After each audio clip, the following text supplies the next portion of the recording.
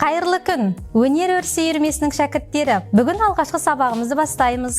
Сабағымыздың тақырыбы сахна туралы түсінік және сахна мәдениеті. Театр дегеніміз грек тілінен аударғанда ойын-сауық орталығы. Театр түрлі әрекеттерді драмалық қойылымдар арқылы көрермен алдына ұсыну. Алдымен біз сахна тілінің қарапайым қағидаларымен таныс болу керекпіз. Сахнаға оң жағымызбен шығу керекпіз.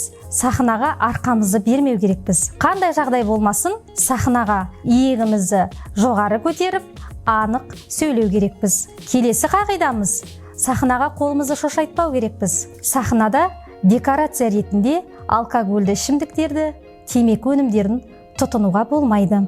Міне осындай қарапайым ережелерді есте сақтағанымыз жөн.